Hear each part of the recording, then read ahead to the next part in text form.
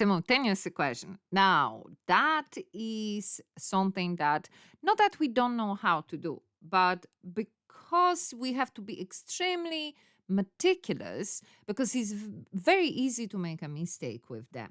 Now, this particular simultaneous equation has x to the power of 2.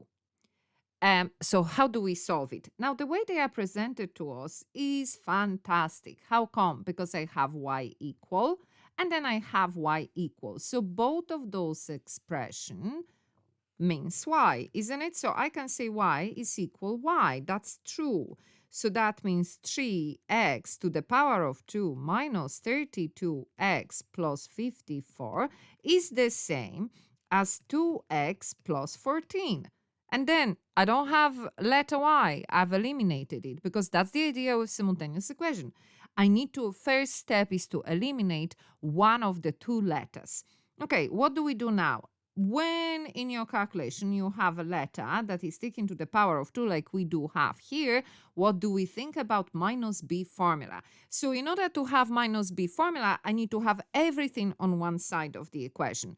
So first, let's move numbers around. So first part I copy. Now which side doesn't matter, but I'm deciding to move the other two. So positive 2x become negative 2x and plus 14 becomes minus 14. So what's the next thing? Well, I just have to simplify it so that I can identify A, B, and C. So with x to the power of 2, I have only 3. Then with x, I have minus 32 and minus 2 together. I have minus 34x. And then numbers that don't have x beside it, 54 minus 14 in my calculator, and I get that that is plus 40. So now I have A, B, and C. A, number that stand beside x to the power of 2, not x to the power of 2. B, number that stand beside x with no power and minus goes with it. And C is the number at the end. Now, where is our minus b formula in our table? That's page 20.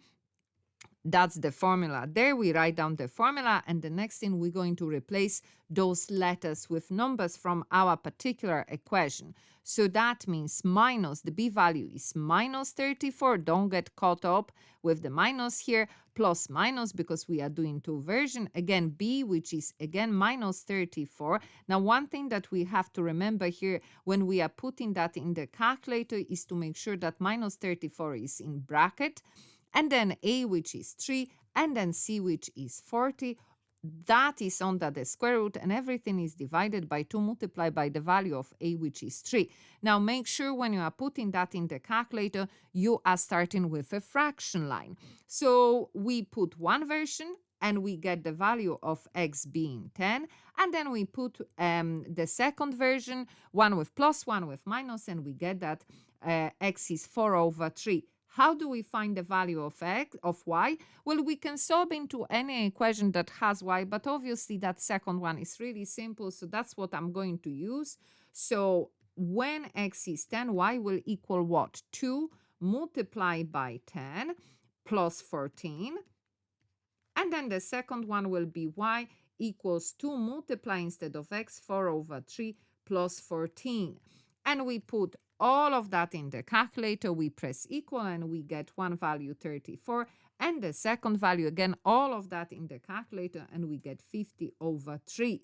So that's what I'm saying. It's not that simultaneous equations are difficult in the idea, but what's difficult here is that it's very easy to make a mistake. So we just have to be careful. We just have to take our time to solve it.